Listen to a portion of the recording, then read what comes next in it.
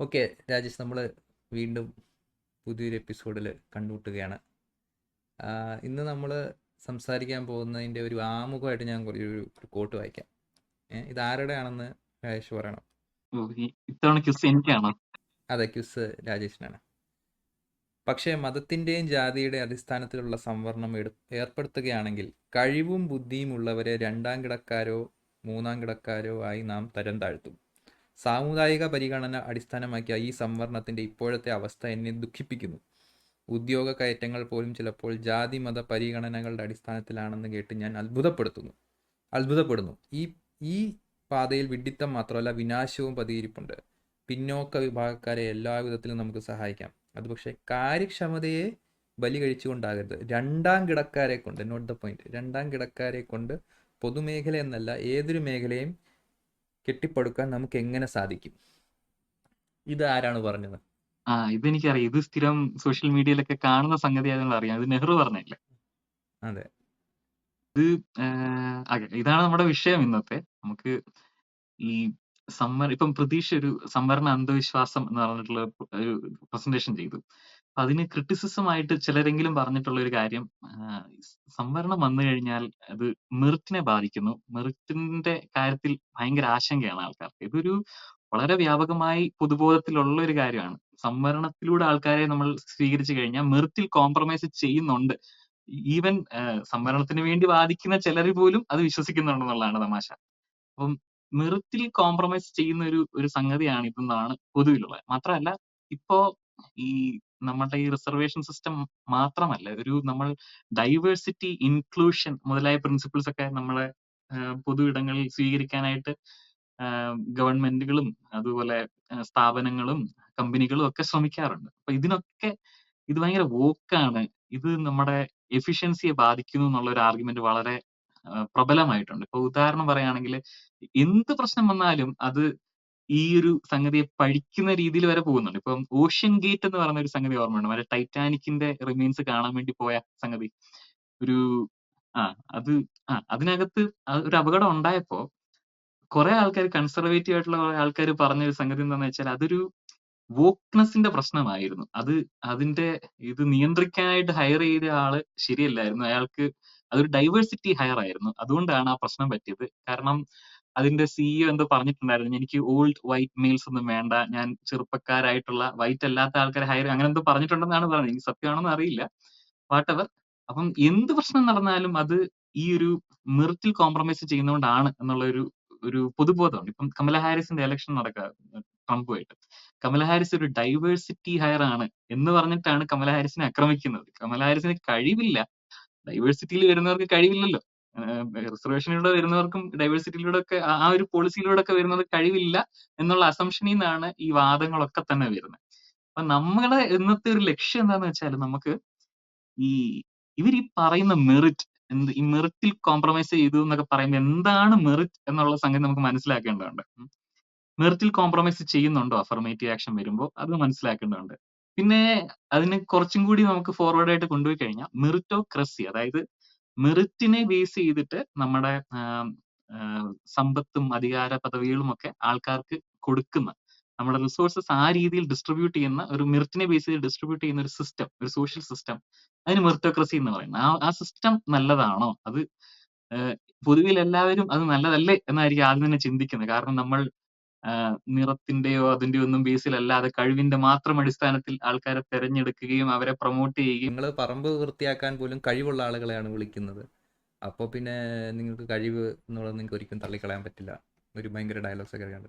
അങ്ങനെ നമ്മളുടെ മൊത്തത്തിൽ സോഷ്യൽ മീഡിയ മൊത്തം സ്ക്രീമിംഗ് ആണ് മെറിറ്റ് എന്ന് പറയുന്ന ഈ ഹസിൽ കൾച്ചറിന്റെയും ഈ ഒരു കാലത്ത് മെറിറ്റ് എന്ന് പറയുന്നതിന് ഭയങ്കരമായ ഒരു പ്രാധാന്യം കൊടുക്കുന്നുണ്ട്. നമുക്ക് അതൊന്ന് ഒരു ഡീപ് ഡൈവ് ചെയ്യാമെന്നാണ് കരുതുന്നത് ഇതിനെക്കുറിച്ച്. അപ്പൊ നമുക്ക് ഇപ്പൊ ഈ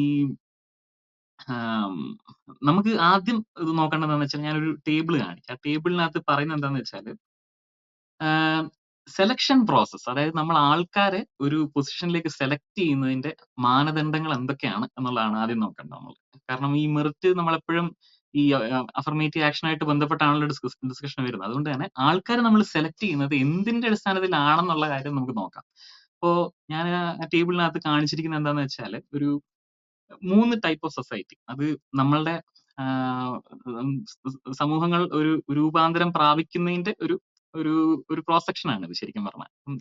ആദ്യം ഹയറാർക്കിയൽ സൊസൈറ്റി, പിന്നെ ഒരു ലിബറൽ സൊസൈറ്റി വരുന്നു, പിന്നെ ഒരു പ്രോഗ്രസീവ് സൊസൈറ്റി വരുന്നു. ഇവിടങ്ങളിലൊക്കെ തന്നെ എങ്ങനെയാണ് ആൾക്കാരെ സെലക്ട് ചെയ്തിരുന്നത്, ഇവിടങ്ങളിലൊക്കെ തന്നെ നീതി എങ്ങനെയാണ് ഈ സംഭവത്തിൽ വർക്ക് ചെയ്യുന്നത് എന്നുള്ളൊരു അതിന്റെ ഒരു ടേബിൾ ആണിത്. അപ്പം നമുക്ക് ഈ ഹൈറാർക്കിയൽ സൊസൈറ്റി എന്ന് പറഞ്ഞാൽ ഉദ്ദേശിക്കുന്നത് പല സൊസൈറ്റികളാണ് കേട്ടോ. അതായത് കാസ്റ്റ് ബേസ്ഡ് ആയിട്ടുള്ള സിസ്റ്റം, പിന്നെ പിന്നെന്താ പറയാ, നമുക്ക് ഇപ്പോ ആഹ് ജപ്പാനിലൊക്കെ ഉണ്ടായിരുന്ന ഈ എംപറർ, പിന്നെ ഷോഗൻ, ഡാമ്യോ, പിന്നെ അങ്ങനെ കുറച്ച് ആൾക്കാരുണ്ടല്ലോ. പിന്നെ ഏറ്റവും താഴെ പെസൻസ്, അതിനും താഴെ മർച്ചൻസ്, അങ്ങനെ വരുന്ന ജപ്പാനിൽ ഒരു ഫ്യൂഡൽ സിസ്റ്റം.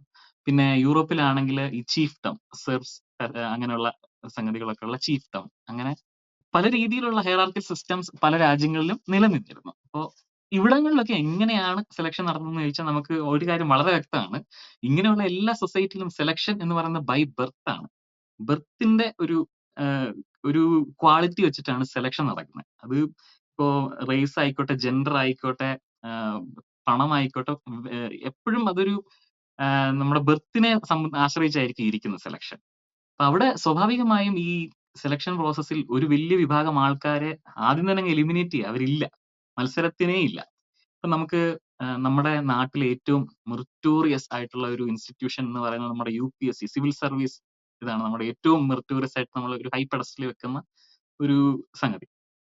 IIT ഒക്കെ ഉണ്ട്, പക്ഷെ എനിക്ക് തോന്നുന്നു കൂടുതൽ ആൾക്കാർ ഏറ്റവും മെറിറ്റോറിയസ് ആരാന്ന് ചോദിച്ചാൽ പറയുന്നത് സിവിൽ സർവൻസിനെ ആയിരിക്കണം. ഇപ്പോ ഈ സിവിൽ സർവീസിന്റെ ഒരു എക്സാമ്പിൾ എടുക്കുകയാണെങ്കിൽ തുടക്കത്തിൽ അത് ബ്രിട്ടീഷുകാരായിരുന്നു. അവര് ആ സിസ്റ്റം കൊണ്ടുവന്നവരാണല്ലോ. തുടക്കത്തിൽ അവര് മാത്രമേ ഉണ്ടായിരുന്നുള്ളൂ.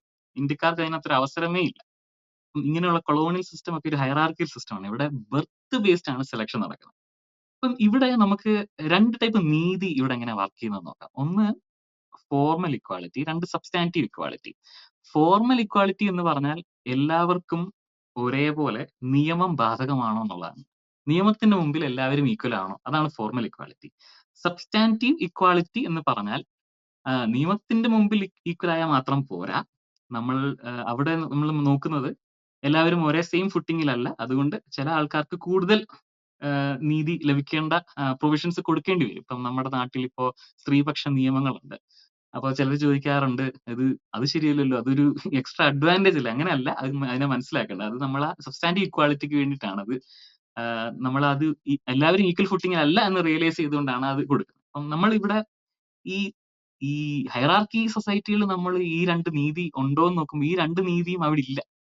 അവിടെ ഇക്വാളിറ്റി എല്ലാവർക്കും ഒരുപോലത്തെ ഇക്വാളിറ്റി ഒന്നും അല്ല. ചിലർക്ക് ഇതിനെ അപ്ലൈ ചെയ്യാനേ പറ്റുന്നില്ല എന്ന് പറഞ്ഞാൽ അവിടെ തന്നെ പോയി. സബ്സ്റ്റാന്റീവ് ഇക്വാളിറ്റി പിന്നെ പറയേ വേണ്ടല്ലോ. പിന്നെ നമ്മൾ അവിടെ നിന്ന് നമ്മൾ പയ്യെ പുരോഗമിച്ചിട്ട് അടുത്ത ഒരു സിസ്റ്റത്തിലേക്ക് വരികയാണ്. നമ്മൾ ലിബറൽ സിസ്റ്റം. ഈ ലിബറൽ സിസ്റ്റം എന്ന് പറഞ്ഞാൽ ഞാൻ ഉദ്ദേശിക്കുന്ന ആ വാക്കിന് പല പല മീനിങ്ങുകൾ പലരും കൊടുക്കുന്നുണ്ട്. ഇത്തിരി കൺഫ്യൂസിംഗ് ആണ് പലർക്കും. എങ്കിലും ഞാൻ ഇവിടെ ഉദ്ദേശിക്കുന്നത് ക്ലാസിക്കൽ ലിബറൽ എന്നുള്ള, അല്ലെങ്കിൽ ഇപ്പോഴത്തെ ലിബർട്ടേറിയൻ എന്നൊക്കെ പറയുന്ന ആ ഒരു ടൈപ്പ്. അതായത് വ്യക്തിക്ക് സ്വാതന്ത്ര്യം കൊടുക്കണം, വ്യക്തിയുടെ സ്വാതന്ത്ര്യമാണ് പരമപ്രധാനം. ബാക്കി കാര്യങ്ങൾ നമ്മൾ അറിയേണ്ട കാര്യമില്ല. വ്യക്തിക്ക് സ്വാതന്ത്ര്യം കൊടുത്താൽ മാത്രം മതി. ഈക്വൽ ഓപ്പർച്യൂണിറ്റി കൊടുക്കുക എന്നുള്ളതാണ് ഇതിനകത്ത് ഏറ്റവും വലിയൊരു കൺസെപ്റ്റ്. അപ്പൊ ഇവിടെ നിയമത്തിന്റെ മുമ്പിൽ എല്ലാവരും ഈക്വൽ ആണ്. ഇങ്ങനൊരു സൊസൈറ്റി, ലിബറൽ സൊസൈറ്റി. കാരണം അതും ഇനിഷ്യലി അതിന്റെ തുടക്ക കാലഘട്ടത്തിൽ അതുപോലും ഇല്ലായിരുന്നു. ഇപ്പം ഉദാഹരണം പറയുകയാണെങ്കിൽ ഇപ്പൊ ജോൺ സ്റ്റുവർട്ട് മിൽസ്, ഒരു വലിയ ക്ലാസിക്കൽ ലിബറൽ ഫിലോസഫർ. ഈ മിൽസിന്റെ ഒരു കൺസെപ്റ്റ് എന്താണെന്ന് വെച്ചാൽ എല്ലാവർക്കും വോട്ടിംഗ് കൊടുക്കണം, എക്സെപ്റ്റ് ഇല്ലിറ്ററേറ്റ് പീപ്പിൾ. ഇല്ലിറ്ററേറ്റ് പീപ്പിളിന് വോട്ടിംഗ് കൊടുക്കണം, ബാക്കി എല്ലാവർക്കും കൊടുക്കണം. പക്ഷെ കാരണം എന്താണെന്ന് വെച്ചാൽ ഇല്ലിറ്ററേറ്റ് ആൾക്കാർക്ക് പൊളിറ്റിക്കൽ ഇന്റലിജൻസ് ഇല്ല, അവർക്ക് ബുദ്ധിയില്ല, അവർക്ക് അറിവില്ല. അപ്പം പിന്നെ മിൽസ് പറഞ്ഞ വേറൊരു കാര്യം, ഈ ലേബറേഴ്സിനെക്കാട്ടിലും ബുദ്ധിയായിരിക്കും എംപ്ലോയറിന്. അപ്പം എംപ്ലോയറിന് നമ്മൾ എന്തായാലും വോട്ടിംഗ് കൊടുക്കണം. ലേബേഴ്സിന്റെ കാര്യം ലിറ്ററേറ്റ് ആണോ ഇല്ലയോ എന്നൊക്കെ നോക്കിയിരിക്കും. ഇങ്ങനെയൊക്കെയുള്ള ചില കൺസെപ്റ്റുകൾ തുടക്കകാലത്ത് ഉണ്ടായിരുന്നു. പക്ഷെ ഇപ്പൊ അങ്ങനെയല്ല. ലിബറൽ സൊസൈറ്റി എന്ന് പറഞ്ഞാൽ എല്ലാ വ്യക്തികൾക്കും ഈക്വൽ ആയിട്ടുള്ള ഇത് കൊടുക്കുന്നതിന് ഒരു അവകാശം കൊടുക്കണം. ഈ മിൽസിന്റെ ഈ ഒരു കൺസെപ്റ്റിനെ അംബേദ്കർ ഒക്കെ കൃത്യമായിട്ട് എതിർക്കുന്നുണ്ട്. അംബേദ്കർ പറയുന്നുണ്ട്, ഇലിറ്ററേറ്റ് ആണ് എന്ന് പറഞ്ഞുകൊണ്ട് ഒരാൾക്ക് ബോധവും ബുദ്ധിയും കുറയുന്നില്ല, അതുപോലെ ലിറ്ററേറ്റ് ആണെന്നുള്ളത് കൊണ്ട് ഒരാൾക്ക് അത് കൂടുന്നുമില്ല എന്നൊക്കെ അംബേദ്കർ കൃത്യമായിട്ട് അതിനെ എതിർക്കുന്നുണ്ട്. അപ്പൊ ഈ ലിബറൽ സിസ്റ്റത്തിന്റെ ഒരു പ്രത്യേകത എന്ന് വെച്ചാൽ ഇക്വാളിറ്റി എല്ലാവർക്കും ഉണ്ട്. Formal equality, equality before the law.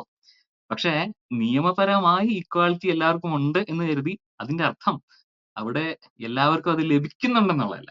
കാരണം എല്ലാവർക്കും മത്സരത്തിൽ പങ്കെടുക്കാൻ എല്ലാവർക്കും അവസരമുണ്ട്. ആർക്ക് വേണം പങ്കെടുക്കാം. പക്ഷേ യഥാർത്ഥത്തിൽ അവിടെ ഒരു അവസരം ഉണ്ടോ എന്ന് ചോദിച്ചാൽ അത് ഉറപ്പുവരുത്തുന്നില്ല. അതാണ് സബ്സ്റ്റാന്റീവ് ഇക്വാളിറ്റി. അതായത് ഇപ്പോ അതിന് ഞാൻ ഈ സിവിൽ സർവീസിന്റെ ഉദാഹരണം വെച്ച് തന്നെ പറയാം. അതായത് സിവിൽ സർവീസില് ഒരു തുടക്കത്തിൽ ബ്രിട്ടീഷുകാർ മാത്രം ഉണ്ടായിരുന്ന ആ സിസ്റ്റത്തിൽ നിന്ന് അവർ മാറിയിട്ട് ഓക്കെ ഇന്ത്യക്കാർക്കും അവസരം കൊടുക്കാം എന്നെത്തി. പക്ഷെ ഒരു പ്രശ്നമുണ്ട്. സിവിൽ സർവീസ് എക്സാം നടക്കുന്നത് ലണ്ടനിലാണ്. മാത്രമല്ല അവിടെ പോയിട്ട് അവിടെ ഏതോ കോളേജിൽ എന്തോ ആർട്സ് ഡിഗ്രി അതാണ്ട് വേണം. പിന്നെന്തോ കുതിര ഓടിക്കാൻ അറിഞ്ഞിരിക്കണം. ഇങ്ങനെയുള്ള കുറെ മാനദണ്ഡങ്ങളുണ്ട്. ഇവിടെ എല്ലാവർക്കും ഇന്ത്യക്കാർക്ക് പങ്കെടുക്കാം, പിന്നെന്താ ഇന്ത്യക്കാർക്ക് പങ്കെടുക്കാം. പക്ഷെ ഒരു ശരാശരി ഇന്ത്യക്കാരന് ലണ്ടനിൽ പോയി വേണമെങ്കിലും കുതിര പഠിച്ച് ഓടിക്കാൻ ആർക്ക് വേണമെങ്കിലും കുതിര ഓടിക്കാൻ ആർക്ക് വേണേലും പഠിച്ചൂടെ? ഓടിക്കാമല്ലോ. അതിനുള്ള അവകാശമില്ലേ? അവകാശമുണ്ടല്ലോ. അപ്പൊ ഒരു ശരാശരി ഒരാളെ സംബന്ധിച്ച് ഇത് നമുക്ക് ചെയ്യാൻ പറ്റാത്തൊരു കാര്യമാണ്. അപ്പൊ ഇവിടെ നിയമപരമായ ഇക്വാളിറ്റി ഉണ്ട്. പക്ഷെ സബ്സ്റ്റാന്റീവ് ഇക്വാളിറ്റി ഇവിടെ ഉണ്ടോ എന്ന് ചോദിച്ചാൽ ഇല്ല.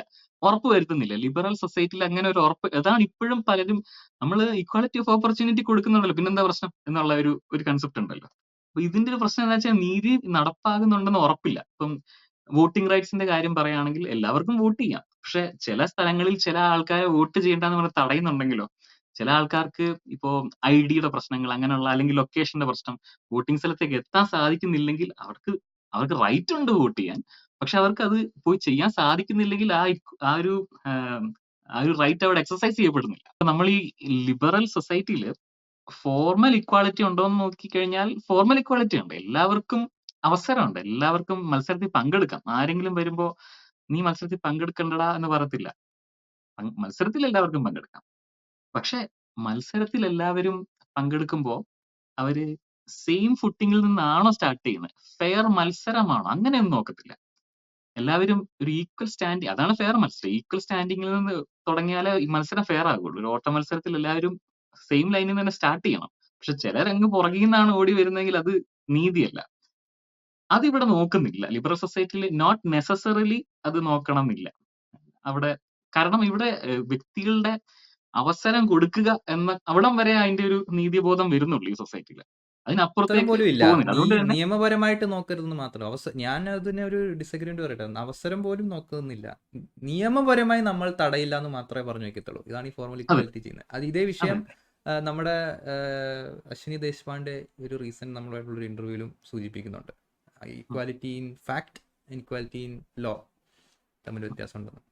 അതെ അത് തന്നെ. അപ്പം ഇക്വാളിറ്റി പുസ്തകത്തിലുണ്ട് ഇക്വാളിറ്റി. പക്ഷെ അതുകൊണ്ട് പ്രത്യേകിച്ചൊന്നും ആവുന്നില്ല. ഇപ്പം സിവിൽ സർവീസ് എക്സാമിന്റെ കാര്യം പറയുകയാണെങ്കിൽ അത് എല്ലാവർക്കും മത്സരിക്കാം. പക്ഷെ അതിനുള്ള ഓപ്ഷൻ ഉണ്ടോ? ഇന്ത്യക്കാരൻ ലണ്ടനിൽ പോയി പഠിച്ച് അവിടെ ആ സമയത്ത് അവിടെ പോയി പഠിച്ച് അവിടുന്ന് ഒരു ഡിഗ്രിയും എടുത്ത് കുതിരയോട്ടത്തിലും കഴിവ് തെളിയിച്ച് ഒരു നെക്സ്റ്റ് ഇമ്പോസിബിൾ, ഒരു ശരാശരി ഇന്ത്യക്കാരനെ സംബന്ധിച്ച് ഇമ്പോസിബിൾ ആയിട്ടുള്ള ഒരു കാര്യമാണത്. അതാണ് ഈ ലിബറൽ സൊസൈറ്റിയിലെ സെലക്ഷന്റെ ഒരു പ്രൊസീജിയർ. പക്ഷെ ഈ ഒരു സെലക്ഷൻ പ്രൊസീജിയർ വെച്ചപ്പോ നമുക്ക് ഒരു ഫോർമാറ്റ് നമുക്ക് ഒബ്സർവ് ചെയ്യാൻ പറ്റും. എന്താന്ന് വെച്ചാല് ഇതിനു മുമ്പ് എങ്ങനെയായിരുന്നു ഫ്യൂഡൽ സൊസൈറ്റിയിൽ അല്ലെങ്കിൽ ഹൈറാർക്കിയൽ സൊസൈറ്റിയിൽ എങ്ങനെയായിരുന്നോ അതിൽ നിന്ന് വലിയ വ്യത്യാസമൊന്നും കാണുന്നില്ല ഇവിടെ. പ്രത്യേകിച്ച് ഈ മെറിറ്റോറിയസ് എന്ന് നമ്മളിപ്പം IIT അല്ലെങ്കിൽ സിവിൽ സർവീസ് പോലെയുള്ള സ്ഥലങ്ങളിൽ നേരത്തെ ഡോമിനേറ്റ് ചെയ്തിരുന്ന ഗ്രൂപ്പ്സ് ഏതാണോ അവര് തന്നെയാണ് പിന്നെയും ഡോമിനേറ്റ് ചെയ്യുന്നത്. അതിനകത്തൊരു വ്യത്യാസമൊന്നും വരുന്നില്ല. എല്ലാവർക്കും ഓപ്പൺ ആക്കി കൊടുത്തു എന്ന് പേരിന് പറയുന്നുണ്ടെങ്കിലും അതിനകത്ത് ഒരു ഡിഫറൻസ് വരുന്നില്ല. കാര്യമായ ഡിഫറൻസ് വരുന്നില്ല. ഇതെന്തുകൊണ്ടാണ്? ഇപ്പം അജന്ത സുബ്രഹ്മണ്യത്തിന്റെ ഒരു പഠനമുണ്ട് IIT-യില്.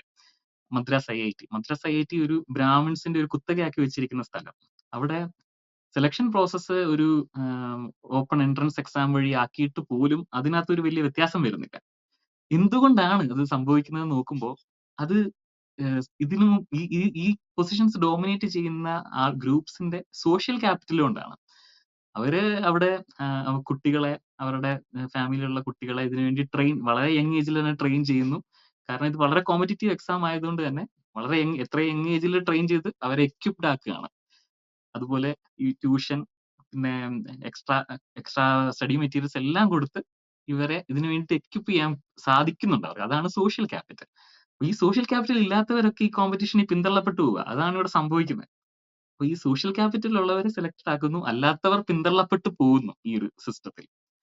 അപ്പൊ അതാണ് ഈ ലിബറൽ സൊസൈറ്റിയുടെ പ്രത്യേകത. അപ്പൊ അതുകൊണ്ട് തന്നെ there is something wrong here. നമ്മൾ ഇത് ഓപ്പൺ ആക്കിയിട്ടും നമ്മൾ പ്രതീക്ഷിക്കുന്നത് പോലെ ഒരു റെപ്രസെന്റേഷൻ എല്ലാ ഗ്രൂപ്പ്സിന്റെയും ഉണ്ടാവുന്നില്ല.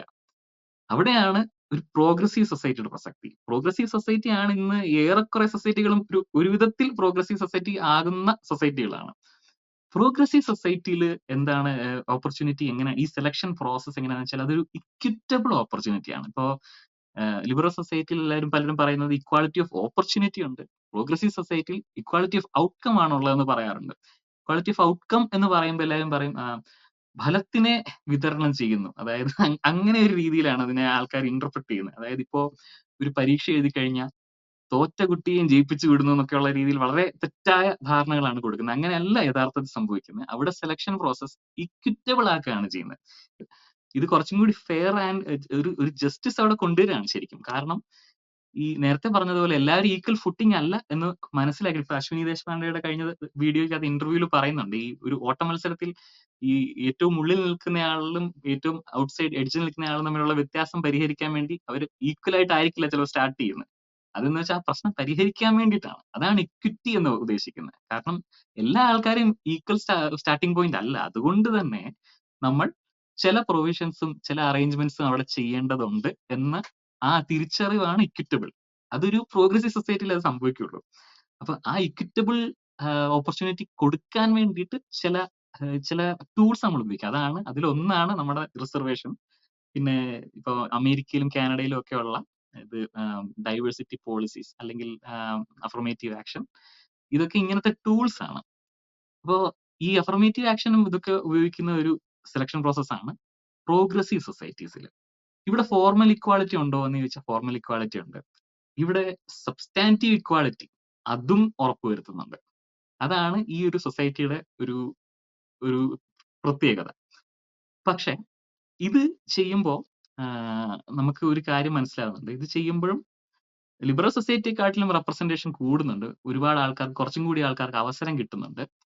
പക്ഷേ ഈ ഒരു process it's not still perfect. ഇത് ഇപ്പോഴും ഇപ്പൊ ഉദാഹരണം പറയുകയാണെങ്കിൽ ഞാനൊരു ടേബിൾ കാണിക്കാം. നമുക്ക് സിവിൽ സർവീസിൽ ഇപ്പോഴും റിസർവേഷൻ ഉണ്ടെന്ന് പറഞ്ഞാലും ആ റിസർവേഷന്റെ ക്വാട്ട ഇപ്പൊ നോക്കട്ടെ എത്രയാണെന്നെങ്കിൽ നമുക്ക് അത് ഒരു രാജ്യസഭയിൽ ചോദിച്ച ഒരു ചോദ്യത്തിന് ഉത്തരമായിട്ട് പറഞ്ഞതാണ് സെൻട്രൽ മിനിസ്ട്രി. അപ്പൊ അതിന്റെ ഉത്തരം എന്താണെന്ന് വെച്ചാൽ 2018 മുതൽ 2022 വരെയുള്ള കണക്ക് നോക്കുമ്പോൾ 49.5% റെപ്രസെന്റേഷൻ IAS-ലും പിന്നെ മറ്റേ സിവിൽ സർവീസിൽ അത്രയും റെപ്രസെന്റേഷൻ ആണ് ഉണ്ടാവേണ്ടിയിരുന്നത് SC ST OBC കാറ്റഗറി ആൾക്കാർക്ക് എല്ലാവർക്കും കൂടെ കമ്പൈൻഡ് ആയിട്ട്. പക്ഷെ ആക്ച്വലി ഉണ്ടായത് 27.37% മാത്രമാണ് റെപ്രസെന്റേഷൻ ഉണ്ടായത്. അതായത് റിസർവേഷൻ ഈ ഒരു അഫർമേറ്റീവ് ആക്ഷൻ വെച്ചിട്ട് പോലും അത് കട്ട് ഓഫിൽ ആ ഒരു എലിജിബിലിറ്റി കിട്ടാത്തത് കൊണ്ടാവണം ഇത്രയും ആൾക്കാർക്ക് റെപ്രസെന്റേഷൻ കിട്ടിയിട്ടില്ല. അതായത് ഇങ്ങനെ ഒരു സംഗതി ഉണ്ടായിട്ട് പോലും റെപ്രസെന്റേഷൻ നമ്മൾ ഉദ്ദേശിക്കുന്ന രീതിയിൽ വരുന്നില്ല.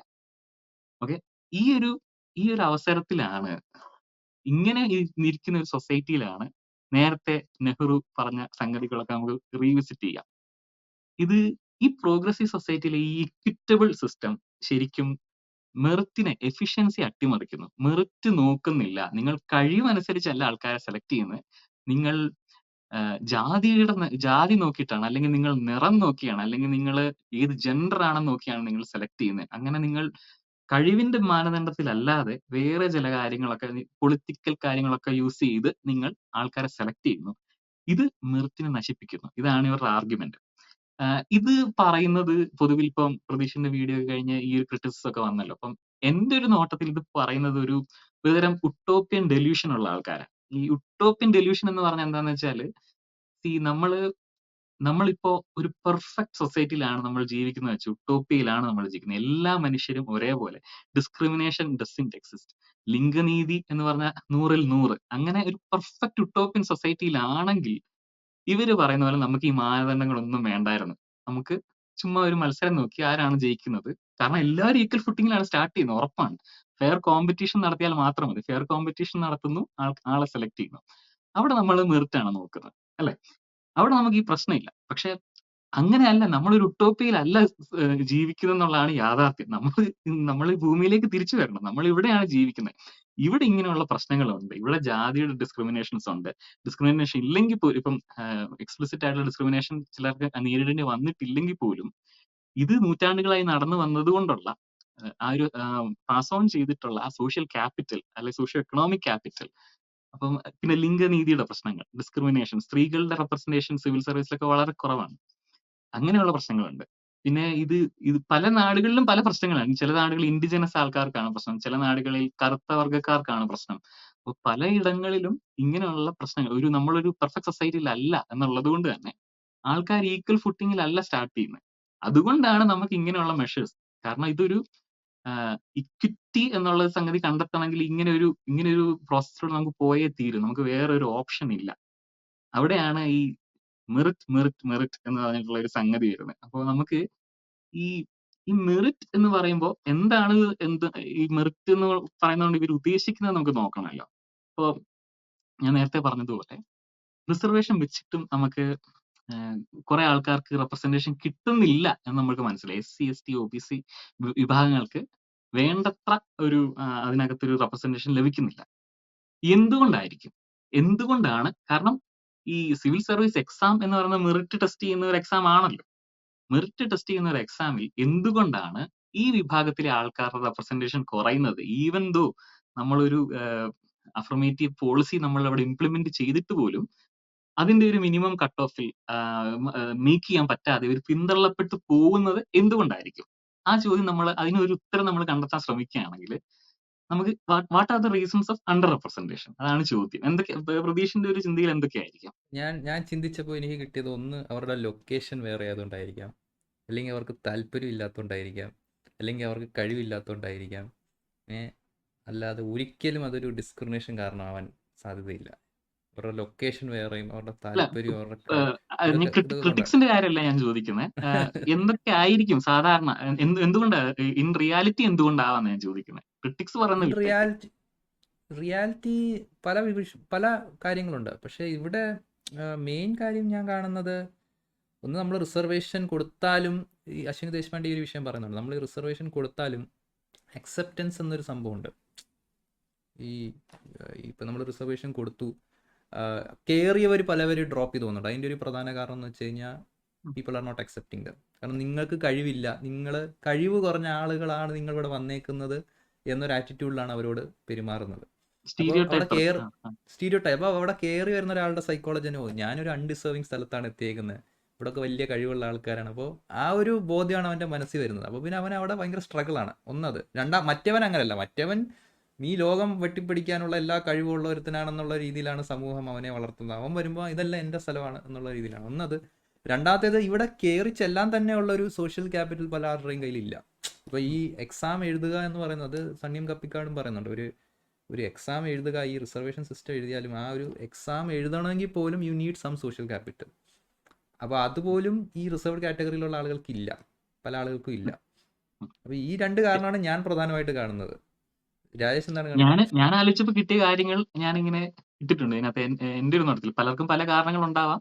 പക്ഷെ ഞാൻ നോക്കുമ്പോൾ ഉണ്ടാവുന്നുള്ള കാരണങ്ങൾ, ഇപ്പോൾ ഈ ഒരു റെപ്രസെന്റേഷൻ, റിസർവേഷൻ ഉണ്ടായിട്ടും റെപ്രസെന്റേഷൻ കുറഞ്ഞതിനെ കുറിച്ച് ഒരു ആർട്ടിക്കിളിനകത്ത് പറയുന്നത് എന്താന്ന് വെച്ചാൽ, ഈ പ്രിലിംസും മെയിൻസും പാസ്സാവുന്നു, പക്ഷെ ഇന്റർവ്യൂവിന്റെ ഘട്ടത്തിൽ പിന്തള്ളപ്പെട്ടു പോകുന്നു എന്നൊക്കെ പറയുന്നുണ്ട്. അപ്പോൾ അവര് ഡിസ്ക്രിമിനേഷൻ ആണ് എന്നാണ് പറയുന്നത് അതിനെക്കുറിച്ച്. അപ്പോൾ എക്സാമിന്റെ പ്രോസസ്സിൽ തന്നെ ഉള്ള ഡിസ്ക്രിമിനേഷൻ. അപ്പോൾ ഒരുപക്ഷെ അങ്ങനെ ആവാം, ഒരുപക്ഷെ അതാവാം. അല്ലെങ്കിൽ ഈ പറയുന്നത് പോലെ, പ്രതീക്ഷ ഇപ്പൊ പറഞ്ഞതുപോലെ തന്നെ ഇതിനു മുമ്പ് പഠിച്ചിട്ടുള്ള എഡ്യൂക്കേഷൻ ഇൻസ്റ്റിറ്റ്യൂട്ടിലൂടെ പോകുമ്പോൾ വരുന്ന കടമ്പകൾ, വരുന്ന ഡിസ്ക്രിമിനേഷൻസ്, അതൊക്കെ ആവാം. അപ്പം ഡിസ്ക്രിമിനേഷൻ എന്നുള്ളത് ഡെഫിനറ്റ്ലി ഒരു ഫാക്ടറാണ്. അതൊരു ഫാക്ടർ ആവാം. പിന്നെ അതുപോലെ ഈ എഡ്യൂക്കേഷന്റെ പ്രശ്നങ്ങൾ, ഡിസ്ക്രിമിനേഷൻ ഒന്നും ഇല്ലെങ്കിൽ പോലും ഈ സോഷ്യോ എക്കണോമിക് ക്യാപിറ്റൽ ഇല്ലാത്ത ആൾക്കാർക്ക് എഡ്യൂക്കേഷൻ എന്നുള്ളത് ഒരു ബാലികേറാമലയാണ്. അത് അങ്ങനെ ഒരു പ്രശ്നമുണ്ട്. അത് പിന്നെ സ്റ്റീരിയോ ടൈപ്പ് ത്രെറ്റ്, ഇത് ഞാൻ എഴുതിയിട്ടുണ്ട്. അത് പ്രതീക്ഷ തന്നെ പറഞ്ഞ. കാരണം എന്നെ കൊണ്ട് ഇത് പറ്റുമോ എന്നുള്ളൊരു ചിന്ത. അപ്പോൾ ഉദാഹരണത്തിന് സ്ത്രീകൾ ഈ ഒരു പരീക്ഷയിൽ അപ്ലൈ ചെയ്യുന്നത് തന്നെ കുറവാണ് ആണുങ്ങളെ വെച്ച് കമ്പയർ ചെയ്യുമ്പോൾ. അവരുടെ ഒരു കൺസെപ്റ്റിൽ, അല്ലെങ്കിൽ നമ്മുടെ സൊസൈറ്റിയുടെ കൺസെപ്റ്റിൽ സ്ത്രീകൾ ഇതിന് ആപ്റ്റ് അല്ല എന്നുള്ള ഒരു കൺസെപ്റ്റാണ്. ഇങ്ങനെയുള്ള ഒരു കോമ്പറ്റീറ്റീവ്, പ്രത്യേകിച്ച് IPS ഇതൊക്കെയുള്ള ഒരു സ്ഥലത്തേക്ക് അങ്ങനെയുള്ള ജോലികളല്ല സ്ത്രീകൾ ചെയ്യേണ്ടുന്ന ഒരു കൺസെപ്റ്റ് നമ്മുടെ സമൂഹത്തിലുണ്ട്. അത് സ്ത്രീകൾക്കും ആ ഒരു ചിന്ത വന്നേക്കാം. അതിനാണ് സ്റ്റീരിയോ ടൈപ്പ് ത്രെറ്റ് എന്ന് പറയുന്നത്. അതിനെ അതുണ്ടായേക്കാം. അവര് കുറെ എവല്യൂഷണറി സൈക്കോളജി ഒക്കെ എടുത്തുകൊണ്ടാണ് അതിനെ അത് വേറെ. ന്യായീകരിക്കുന്നത്. എവല്യൂഷണറി സൈക്കോളജി പ്രകാരം സ്ത്രീകൾ ഇങ്ങനെ നർച്ചറിങ് ആണ്, അതാണെന്നൊക്കെ പറഞ്ഞാണ് അവര് പിന്നെ പിന്നെന്താണ് ഇപ്പം ഈ ഇൻട്രസ്റ്റ് എന്നൊക്കെ പറയുന്നത് മറ്റേ സ്റ്റീരിയോടൈപ്പ് ത്രെറ്റിനകത്ത് വരും. ഒരാൾക്ക് ഒരു കാര്യം ചെയ്യാൻ ഇൻട്രസ്റ്റ് ചിലര് പറയും അവര് വരാത്തവർക്ക് ഇൻട്രസ്റ്റ് ഇല്ലാത്തതുകൊണ്ടാണ്. പക്ഷെ ഇൻട്രസ്റ്റ് ശൂന്യതയിൽ സൃഷ്ടിക്കപ്പെടുന്ന ഒന്നല്ല. അല്ലെ? ഇപ്പൊ ഇൻട്രസ്റ്റ് ഇപ്പം നമ്മള് നാട്ടിലുള്ള ഒരാളോട് ഏഹ് നിനക്ക് ഐസ് ഹോക്കി കളിക്കാൻ ഇൻട്രസ്റ്റ് ഉണ്ടോന്ന് ചോദിച്ചാ യു നെറ്റിച്ച് വിളിക്കും. ഇതെന്താ സംഭവം എന്ന് ചോദിക്കും. അപ്പം അതുമായിട്ട് പരിചിതമല്ലാത്ത ഒരാളോട് അത് പറഞ്ഞിട്ട് കാര്യമില്ല. കാരണം അതാണ് ഈ സ്റ്റീരിയോടൈപ്പിങ്ങിന്റെ ഒരു പ്രശ്നം.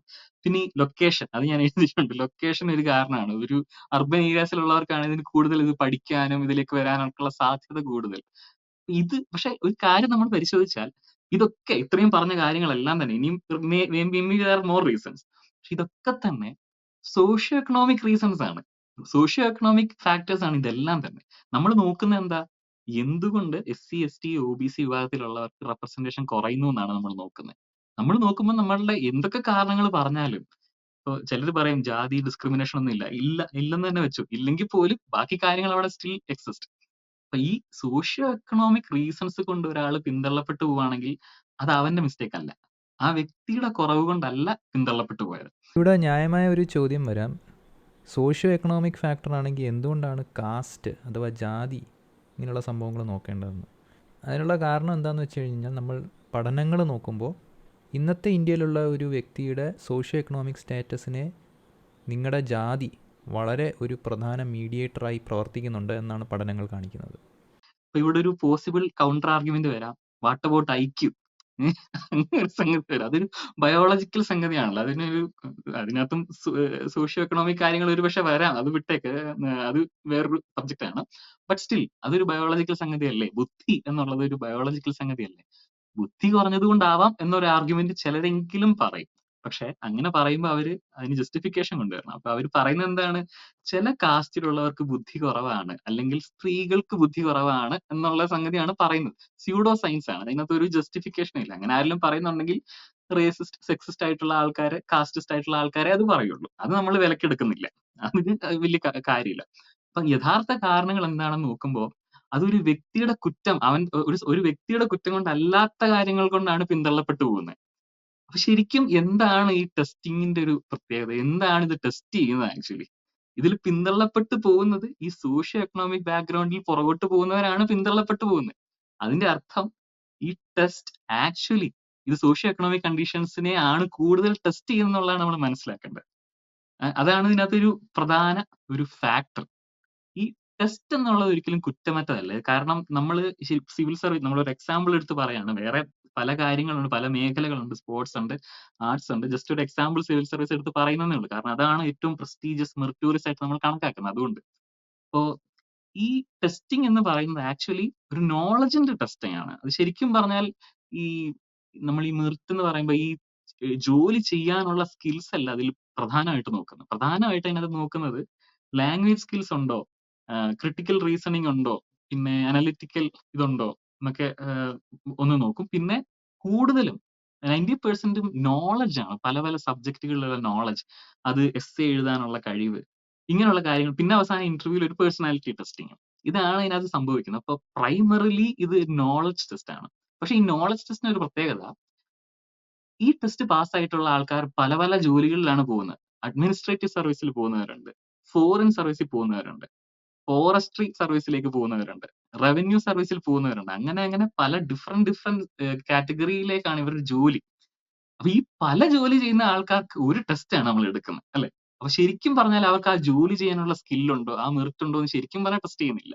നോളജ് ഉണ്ടോ എന്ന് മാത്രമേ ടെസ്റ്റ് ചെയ്യൂ. ഈ ടെസ്റ്റിംഗ് മാത്രമല്ല, നമ്മൾ പൊതുവിൽ ഇങ്ങനെയുള്ള പ്രസ്റ്റീജിയസ്, മെറിറ്റോറിയസ് എന്ന് നമ്മൾ കണക്കാക്കുന്ന സ്ഥലങ്ങളിലെ ടെസ്റ്റിംഗ് പ്രോസസ് ഒക്കെ നോക്കിക്കഴിഞ്ഞാൽ ഒരു കാര്യം മനസ്സിലാവും. ഇതൊക്കെ തന്നെ സോഷ്യോ എക്കണോമിക് പ്രിവിലേജ് ഉള്ളവർക്ക് അഡ്വാൻറ്റേജസ് ആയിട്ടുള്ള സിസ്റ്റംസ് ആണ്. IIT നോക്കിക്കഴിഞ്ഞാൽ ഇതാണ് സ്ഥിതി. ഈ ഐവി ലീഗ് കോളേജ് എന്ന് പറയുന്ന സ്ഥലങ്ങൾ, അവിടെയൊക്കെ നോക്കിക്കഴിഞ്ഞാൽ ഈ വെൽത്തിൽ ടോപ്പ് 1% ഉള്ള ആൾക്കാരാണ് കൂടുതൽ റെപ്രസെന്റ് ആവുന്നത്. എങ്ങനെയൊക്കെ നോക്കിയാലും, ഏതൊക്കെ സ്ഥലത്ത് നോക്കിയാലും നമുക്കൊരു കാര്യം മനസ്സിലാവും. സോഷ്യോ എക്കണോമിക് പ്രിവിലേജസ് ഉള്ളവരാണ് ഇതിൽ മുമ്പോട്ടേക്ക് എത്തുന്നത് എന്നുള്ളത് വളരെ ക്ലിയർ ആണ്. ഓക്കെ. അപ്പൊ ഉം, ഇതിനകത്തൊരു അപ്പൊ ഇവിടെ ഒരു ഡിബേറ്റ് ആണ് സംഭവിക്കുന്നത്. ഇവിടെ ശരിക്കും പറഞ്ഞാൽ അപ്പൊ ആൾക്കാർ പറയുന്നത് എന്താന്ന് വെച്ചാൽ, ഇതൊക്കെ ഉണ്ട്, സമ്മതിച്ചു. പക്ഷെ ഇത് നമുക്ക് നമ്മുടെ ലക്ഷ്യം എന്താണ്? നമുക്ക് ഏറ്റവും കോമ്പറ്റീറ്റീവ് ആയിട്ടുള്ള ആളെ എടുക്കുക. അത് സോഷ്യോ എക്കണോമിക് പ്രിവിലേജ് ഉള്ള ആളാണെങ്കിൽ എന്താണ് കുഴപ്പം എന്നൊക്കെയുള്ള രീതിയിൽ. കാരണം ഈ റേസിൽ ഒന്നാമതെത്തുന്ന ആളെ സെലക്ട് ചെയ്താൽ മതി. നമ്മൾ കൂടുതൽ ചിന്തിക്കേണ്ട. കൂടുതൽ അതിനകത്ത് ജസ്റ്റിസും കാര്യങ്ങളൊന്നും നോക്കണ്ട. എന്ത് ചെയ്യാം, ലൈഫ് ഇസ് അൺഫെയർ എന്നൊക്കെ എഫിഷ്യൻസി പറഞ്ഞ് പറയുന്ന എഫിഷ്യൻസി നമുക്ക് കുറയ്ക്കാൻ പറ്റൂല. എഫിഷ്യൻസി നമുക്ക് കോംപ്രമൈസ് ചെയ്യാൻ പറ്റില്ല. അതുകൊണ്ട് ഒന്നാമതെത്തുന്ന ആളെ അങ്ങ് എടുത്താൽ മതി എന്നുള്ളതാണ്. പക്ഷെ ഇതിനകത്തൊരു പ്രശ്നം എന്താണെന്ന് വെച്ചാല്, ഈ ഒന്നാമതെത്തുന്ന ആളാണ് ഏറ്റവും ബെസ്റ്റ് ആളെന്ന് എങ്ങനെ ഉറപ്പിക്കും നമ്മള്? അവിടെയും പ്രശ്നമാണ്. കാരണം ഈ രണ്ടാമതെത്തുന്ന അല്ലെ മൂന്നാമതെത്തുന്ന ആൾക്ക് കുറച്ചും കൂടി സോഷ്യോ എക്കണോമിക് പ്രിവിലേജ് ഉണ്ടെങ്കിൽ ഇവനേക്കാൾ ബെറ്റർ ആണെങ്കിലോ പെർഫോമൻസ്, ആക്ച്വൽ പെർഫോമൻസ് ഇവനേക്കാൾ ബെറ്റർ ആണെങ്കിലോ ഇവിടെ ഒരു ആശയക്കുഴപ്പത്തില്ല. നമുക്ക് ഈ സോഷ്യോ എക്കണോമിക് കണ്ടീഷൻസ് ഉള്ളതുകൊണ്ട് തന്നെ എങ്ങനെ മെറിറ്റ് അളക്കണം ഇവിടെ എന്നുള്ള ഒരു പ്രശ്നം വരും. ഓക്കെ. അപ്പൊ ശരിക്കും പറഞ്ഞാൽ ഇപ്പോഴത്തെ രീതിയിലുള്ള നമ്മൾ മനസ്സിലാക്കുന്ന മെറിറ്റ് എന്ന് പറയുന്ന ഒരു സോഷ്യൽ കൺസ്ട്രക്ട് തന്നെയാണ്. ഈ സോഷ്യോ എക്കണോമിക് പ്രിവിലേജസിൽ മുമ്പിൽ വരുന്ന ആളെ മെറിറ്റോറിസം നമ്മളങ്ങ് പറയാണ്. അതാണ് ഇപ്പോഴത്തെ മെറിറ്റ്. നമുക്ക് ഈ ഭാഗം അങ്ങ് വിട്ടേക്കാം. നമുക്ക് ഇനിയും കുറച്ച് തോട്ട് എക്സ്പെരിമെന്റ്സിന്റെ ഭാഗത്തിലേക്ക് കടക്കാം. ഓക്കെ. നമുക്ക് എന്താണ് ശരിക്കും പറഞ്ഞാൽ എന്താണ് മെറിറ്റ് എന്നാണ് നമ്മൾ മനസ്സിലാക്കേണ്ടത്. അപ്പൊ നമുക്ക് ഈ സോഷ്യോ എക്കണോമിക് കണ്ടീഷൻസ് അങ്ങ് ഇക്വേഷനിൽ നിന്ന് അങ്ങ് റിമൂവ് ചെയ്യാം. അപ്പം നമുക്ക് മനസ്സിലാവില്ല എന്താണ് മെറിറ്റ് എന്ന്. ഏറ്റവും മെറിറ്റ് ഉള്ള ആർക്കാണ് എന്ന് നമുക്ക് അപ്പം മനസ്സിലാവുമല്ലോ. അപ്പൊ അതായത് ഈ വക കണ്ടീഷൻസ് ഒക്കെ ഇപ്പോൾ നമ്മൾ പറഞ്ഞല്ല, ഇപ്പോൾ നമ്മൾ മെറിറ്റ് എന്തെന്ന് മനസ്സിലാക്കുന്നതിലുള്ള പ്രശ്നങ്ങളാണ് പറഞ്ഞത്. അപ്പോൾ ചില ആളുകൾക്ക് ചോദിക്കാൻ സാധ്യതയുണ്ട്, ഇത് സോഷ്യോ എക്കണോമിക് കണ്ടീഷൻസ് എല്ലാം മാറ്റി നമ്മൾ ഈക്വൽ ആക്കിയാലും ചില കഴിവ് ഏറിയ കുറേ മനുഷ്യരുണ്ടായിരിക്കുമല്ലോ, അങ്ങനെയുള്ള മനുഷ്യരെ നമുക്ക് എടുക്കുന്ന ഒരു സിസ്റ്റം, അതാണ് നമ്മൾ ഉദ്ദേശിക്കുന്നത് എന്ന് പറഞ്ഞു കഴിഞ്ഞാൽ എന്തായിരിക്കും സംഭവം? അതാണ് നമ്മളിപ്പോൾ അനലൈസ് ചെയ്യാൻ പോകുന്നത് അല്ലേ? അതെ. അങ്ങനെ ഒരു സംഗതി വരും. കാരണം അവർ പറയും നമുക്ക് ആം, ആം, നമുക്ക് സൈഡിൽ കൂടി ഈ സോഷ്യോ എക്കണോമിക് കണ്ടീഷൻസ് ഒക്കെ നമുക്ക് ഡീൽ ചെയ്യാം. തൽക്കാലം നമുക്ക് ഫസ്റ്റ് വരുന്ന ആളെ മാത്രം അങ്ങ് എടുക്കാം എന്നുള്ളതാണ് ഇപ്പോഴത്തെ ഒരു വാദം. പക്ഷെ അതിനകത്ത് നമുക്കത് അംഗീകരിക്കാൻ പറ്റില്ല. കാരണം അത് ജസ്റ്റിസ് അല്ല എന്നുള്ളതാണ് അതിനകത്ത് നമ്മൾ പറയുന്ന ഒരു വാദം. അപ്പോൾ നമുക്ക് ശരിക്കും നമ്മുടെ ലക്ഷ്യം എന്താണെന്ന് വെച്ചാൽ എന്താണ് മെറിറ്റ് എന്ന് കണ്ടെത്തുക എന്നുള്ളതാണ്. ആയതുകൊണ്ട് നമുക്ക് ഈ സോഷ്യോ എക്കണോമിക് കണ്ടീഷൻസ് ഒക്കെ മാറ്റി വെക്കാം തൽക്കാലം. നമുക്കൊരു മാജിക് മെഷീൻ ഉണ്ടെന്ന് സങ്കല്പിക്കാം. ആ മെഷീൻ ഉണ്ടെങ്കിൽ ഈ എല്ലാവരും ഈക്വൽ സോഷ്യോ എക്കണോമിക് കണ്ടീഷൻസിലാകുന്ന ഒരു മെഷീൻ ആണെന്ന് വെച്ചു. പിന്നെ നമുക്ക് ഇനിയിപ്പോ മെറിറ്റ് അങ്ങ് അളന്നാൽ മതിയല്ലോ. ഒരു ഫെയർ കോമ്പറ്റീഷൻ വെച്ച് മെറിറ്റ് അങ്ങ് അളന്നു കഴിഞ്ഞാൽ നമുക്ക് ആളെ കിട്ടുമല്ലോ. ഏറ്റവും ബെസ്റ്റ് ആളെ നമുക്ക് കിട്ടുമല്ലോ. അപ്പൊ നമുക്ക് ഇതിനകത്ത് ഇത് നമുക്ക് ട്രൂ മെറിറ്റ് എന്ന് വിളിക്കാം. ഇപ്പോഴത്തെ സിസ്റ്റത്തിലുള്ള മെറിറ്റ് എന്ന് പറയുന്നത് നമുക്കൊരു സോഷ്യോ എക്കണോമിക് പ്രിവിലേജ് എന്ന് മാത്രമേ വിളിക്കാൻ പറ്റുള്ളൂ. മെറിറ്റോറിയസ് നമ്മൾ കണക്കാക്കുന്ന ആൾക്കാർ പ്രിവിലേജ്ഡ് എന്ന് വേണമെങ്കിൽ പറയാം. ഓക്കെ. അപ്പൊ നമുക്ക് ഈ ട്രൂ മെറിറ്റ് എന്താണെന്ന് നമുക്ക് കണ്ടുപിടിക്കാം. ട്രൂ മെറിറ്റ് കണ്ടെത്താൻ നമുക്കൊരു തോട്ട് എക്സ്പീരിയൻസ് നടക്കാം. ഞാൻ ഇവിടെ ഒരു ടേബിൾ കാണിക്കാം. ഇതിനകത്തൊരു 4 ടൈപ്പ് ആൾക്കാർ. ഓക്കെ. അതിനകത്ത് ഒരു വിഭാഗത്തിന്, ഏറ്റവും ആദ്യത്തെ വിഭാഗത്തിന് ഇത് ഇനേറ്റ് എബിലിറ്റിയും എഫേർട്ടും വെച്ചിട്ടാണ്. കാരണം ഈ നമ്മൾ മെറിറ്റിനെ കുറിച്ച് പറയുമ്പോൾ ഏറ്റവും കൂടുതൽ ഫ്രീക്വന്റ്ലി മുമ്പിലേക്ക് വരുന്ന ഡാനിയൽ മാർക്കോവിറ്റ്സ് അവരൊക്കെ പറഞ്ഞിട്ടുണ്ട്. ഒരു മുമ്പിലേക്ക് വരുന്ന സംഗതി എന്താന്ന് വെച്ചാല് merit is equal to innate ability plus effort എന്നുള്ള ഒരു കാര്യമാണ് പറയുന്നത്. നമ്മളുടെ ഒരു ജന്മസിദ്ധമായ കഴിവുകളും അതിനെ പോളിഷ് ചെയ്ത് അതിനെ ഏറ്റവും മികച്ച ആക്കാനുള്ള നമ്മുടെ എഫേർട്ട്, അതിനെ യൂസ് ചെയ്യാനുള്ള നമ്മുടെ എഫേർട്ടുമാണ് മെറിറ്റ് എന്നതാണ് പറയുന്നത്. ഇതിനകത്തൊരു കാര്യം എന്താന്ന് വെച്ചാല് നമ്മുടെ സൊസൈറ്റിയിൽ എപ്പോഴും ഈ മെറിറ്റ് എന്ന് പറയുന്നത് ശരിക്കും പറഞ്ഞാല് നമ്മുടെ സമൂഹത്തിന് വാല്യുബിൾ ആയിട്ടുള്ള എന്തെങ്കിലും സ്കിൽ ഉള്ളപ്പോഴാണ്. അല്ലാതെ ഇപ്പോ ആർക്കും വേണ്ടാത്ത ഒരു സ്കിൽ ഉണ്ടെങ്കിൽ അത് മെറിറ്റ് ആയിട്ട് നമ്മൾ കണക്കാക്കില്ല. ഇപ്പോ ഒരു എക്സാമ്പിൾ പറയുകയാണെങ്കിൽ ഇപ്പോ മറ്റേ ഗോലിയാത്തിനെ ദാവീദ് വീഴ്ത്തിയത് ഒരു സ്ലിംഗ് ഷോട്ട് വെച്ചിട്ടാ. ഞാൻ ഭയങ്കര സ്ലിംഗ് ഷോട്ടിന്റെ ആളാണെന്ന് വെച്ചു. മറ്റേ തെറ്റാലി, കല്ലെറിയുന്ന തെറ്റാലി. ഞാൻ ഭയങ്കര തെറ്റാലി ഉപയോഗിക്കാൻ എനിക്ക് കൃത്യമായിട്ട് എവിടെ വേണേ കൊള്ളിക്കും. പക്ഷെ അതാണ് എന്റെ സ്കിൽ എന്ന് പറഞ്ഞിട്ട് ഞാൻ ജോലിക്ക് അപ്ലൈ ചെയ്താൽ അതിൽ കാര്യമൊന്നുമില്ല. അത് ഇപ്പം എനിക്ക് യുദ്ധത്തിന് പോയിട്ട് തെറ്റാലി വെച്ചിട്ട് എനിക്ക് അവിടെയും പ്രയോജനമില്ല. പിന്നെ എന്തെങ്കിലും മത്സരത്തിന് പോകാന്ന് വെച്ചാൽ ഒളിമ്പിക്സിലോ അങ്ങനെയുള്ള മത്സരത്തിനൊന്നും പൊതുവെ എടുക്കാത്തൊരു സാധനമാണ്. അപ്പൊ അത് ബേസിക്കലി ഒരു യൂസ്ലെസ് സ്കില്ലാണ്. കാരണം സൊസൈറ്റി അത് വാല്യൂ ചെയ്യുന്നില്ല. സൊസൈറ്റി വാല്യൂ ചെയ്യുന്ന, പ്രത്യേകിച്ച് ഇന്നത്തെ കാലഘട്ടത്തിൽ മാർക്കറ്റ് റിവാർഡ് ചെയ്യുന്ന കാര്യങ്ങളാണ് പൊതുവിൽ നമ്മൾ സ്കില്ലായിട്ട് കണക്കാക്കപ്പെടുന്നത്. അപ്പം സൊസൈറ്റി വാല്യൂ ചെയ്യാത്ത ഒരു സ്കിൽ ഒരാൾക്കുണ്ടെങ്കിൽ അതിൽ പ്രത്യേകിച്ച് കാര്യമൊന്നുമില്ല. നമുക്ക് അത് നമ്മൾ മനസ്സിൽ വെക്കണം. എന്താണ് ട്രൂ മെറിറ്റ് എന്ന് നോക്കുമ്പോൾ ഒരു innate ability which the society value, അതിന്റെ കൂടെ എഫേർട്ടും കൂടി ഇടുമ്പോൾ അപ്പൊ നമുക്കൊരു 4 കാറ്റഗറി ആൾക്കാരെ നമുക്കൊന്ന് സങ്കല്പിക്കാം. ഫസ്റ്റ് കാറ്റഗറി ആൾക്കാര് അവര് ഇനേറ്റ് എബിലിറ്റി അവർക്കില്ല. അതേപോലെ തന്നെ അവർക്ക് എഫേർട്ടും അവർ മുമ്പോട്ട് ഇടാത്ത ആൾക്കാരാണ്. അപ്പൊ എബിലിറ്റിയും ഇല്ല, എഫേർട്ടും ഇല്ല, തട്ടിപ്പോയി. ഈ മെറിറ്റ് മത്സരത്തിൽ അവർ ആദ്യം തന്നെ തട്ടിപ്പോകും. അവർക്ക് യാതൊരു ചാൻസും ഇല്ല. പിന്നെ അടുത്ത ഗ്രൂപ്പ് അവർക്ക് ഇനേറ്റ് എബിലിറ്റി ഇല്ല. പക്ഷെ ഭയങ്കര എഫേർട്ടാണ്. അവര് ഒരുപാട് എഫേർട്ട് ഇടും. ഇവരെ മെറിറ്റോറിയസ് ആയിട്ട് നമ്മൾ കണക്കാക്കുമോ എന്ന് ചോദിച്ചാൽ ഇല്ല എന്നുള്ളതാണ് വാസ്തവം. കാരണം നമ്മള് കോമ്പീറ്റ് ചെയ്യുന്ന അത്രത്തോളം കോമ്പറ്റീറ്റീവ് എൻവയറൺമെന്റിൽ ഇവർ തട്ടിപ്പോകും. കാരണം ഇവർക്ക് ഇനേറ്റ് എബിലിറ്റി ഇല്ലെങ്കിൽ പിന്നെ അതെത്ര ഇല്ലാത്തൊരു സ്കില്ല് പോളിഷ് ചെയ്തിട്ട് കാര്യമില്ല. ഇപ്പൊ എനിക്ക് വേണമെങ്കിൽ രാവിലെ എഴുന്നേറ്റ് മറ്റേ ജഗതി യോധയ്ക്കകത്ത് ചെയ്യുന്ന കൂട്ട് നമുക്ക് കുളത്തിൽ പോയി സാധകം ചെയ്യാം. വേണമെങ്കിൽ 24 മണിക്കൂറും സാധകം ചെയ്യാം. പക്ഷെ എനിക്ക് യേശുദാസിനെ പോലെയോ എം.ജി. ശ്രീകുമാറിനെ പോലെയോ പാടാനുള്ള ശബ്ദമോ സ്കില്ലോ മ്യൂസിക് സെൻസോ എനിക്കില്ല. ഓക്കെ. അപ്പൊ ഞാൻ എത്ര എഫേർട്ട് ഇട്ടെന്ന് പറഞ്ഞാലും അത് കാര്യമില്ല. ഇപ്പൊ ഞാൻ കുറെ ആം, ഈ 24 അവേഴ്സ് ഞാൻ ട്രെയിൻ ചെയ്താലും ഒളിമ്പിക്സിൽ 100 മീറ്റർ ഓടുന്നവരുടെ കൂടെ പോയി എനിക്ക് ഓടാൻ പറ്റില്ല. എന്റെ എനിക്ക് ആ ഇനിയറ്റ് ആ ഒരു ബയോളജിക്കൽ എബിലിറ്റീസ് എനിക്കില്ല. അപ്പൊ അത് നമ്മൾ എത്ര എഫേർട്ട് ഇട്ടെന്ന് പറഞ്ഞാലും അതിന് റിവാർഡ് നമുക്ക് കിട്ടുന്നില്ല. അത് അവരും തട്ടിപ്പോവാണ് ഈ മത്സരത്തിൽ നിന്ന്. പിന്നെ ബാക്കിയുള്ള ആരാണ്? പിന്നെ ഇതിനകത്ത് ബാക്കിയുള്ളത് ഇനേറ്റ് എബിലിറ്റി ഉള്ള ആൾക്കാര്. അവര് തന്നെ 2 കാറ്റഗറീസ് ഉണ്ട്. ഒന്ന് എഫർട്ട് ഇടാത്ത ആൾക്കാരും, ഒന്ന് എഫർട്ട് ഇടുന്ന ആൾക്കാരും. ഈ നമ്മൾ ശരിക്കും പറഞ്ഞാൽ ട്രൂ മെറിറ്റ് നോക്കുമ്പോ നമ്മളിങ്ങനെ നോക്കി നോക്കി വരുമ്പോ ഇനേറ്റ് എബിലിറ്റി ഉള്ള ആൾക്കാർക്ക് മാത്രമേ ഈ മത്സരത്തിൽ ആക്ച്വലി ഒരു സാധ്യതയുള്ളൂ.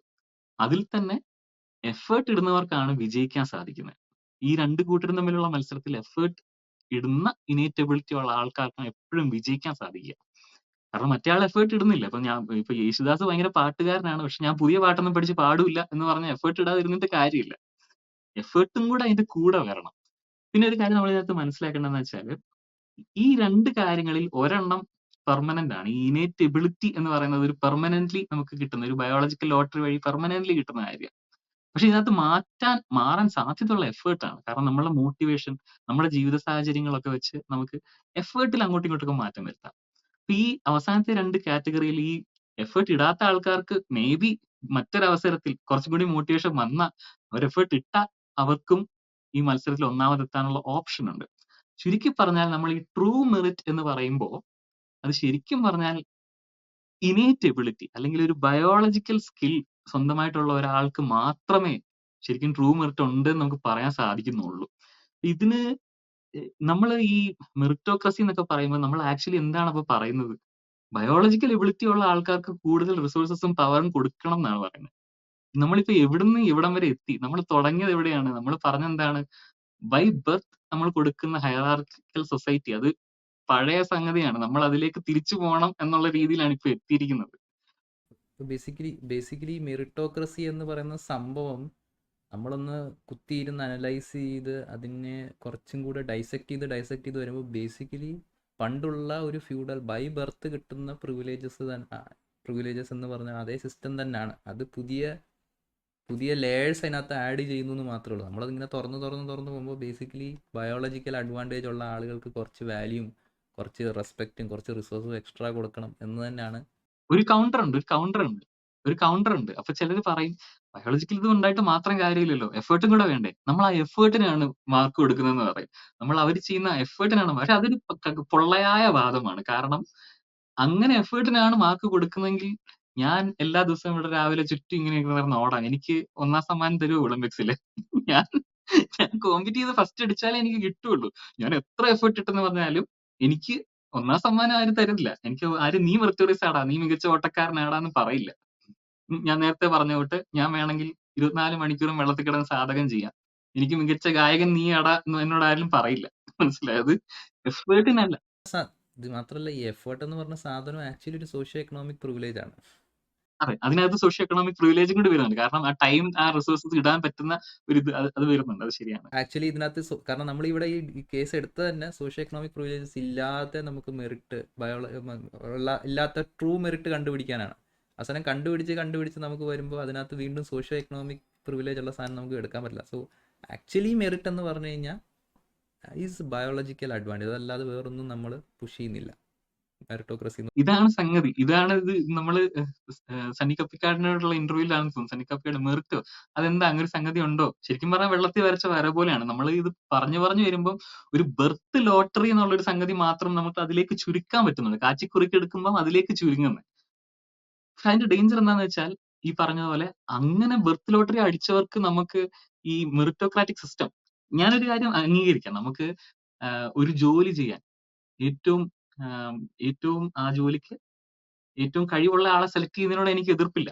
ട്രൂ മെറിറ്റ് കണ്ടെത്തി ഒരാളെ ഹയർ ചെയ്യുന്നതിനോട് എനിക്ക് എതിർപ്പില്ല. അപ്പൊ എന്തിനാണ് ഇത്ര നിന്ന് പിന്നെ ഇത് പറഞ്ഞെന്ന് വെക്കും. അത് എനിക്ക് എതിർപ്പുള്ളത് ഇതിനകത്ത് ഈ മെറിറ്റോക്രസിയിലെ ഈ മെറിറ്റിനോടല്ല. മെറിറ്റോക്രസിയോടാണ് എനിക്ക് എതിർപ്പുള്ളത്. കാരണം നമ്മുടെ സോഷ്യൽ സിസ്റ്റം നമ്മൾ ഈ ബയോളജിക്കൽ ബർത്ത് ലോട്ടറി അടിച്ചവർക്ക് കൂടുതൽ പ്രിവിലേജും അല്ലാത്തവരെ പണിഷ് ചെയ്യുന്ന രീതിയിലുള്ള ഒരു സിസ്റ്റമാണ് നമ്മൾ ഉണ്ടാക്കുന്നതെങ്കിൽ അതിനകത്ത് നീതിയില്ല എന്നുള്ളതാണ്. ജസ്റ്റിസ് ആൻഡ് മൊറാലിറ്റി അവിടെ പോയി എന്നുള്ളതാണ് അതിനകത്തെ പ്രശ്നം. അതുകൊണ്ടാണ് നമ്മൾ ഇതിനെതിരെ പറയുന്നത്. അല്ലാതെ ഹയറിംഗിൽ മെറിറ്റ് നോക്കണ്ട എന്നുള്ള പോയിന്റേ എനിക്കില്ല.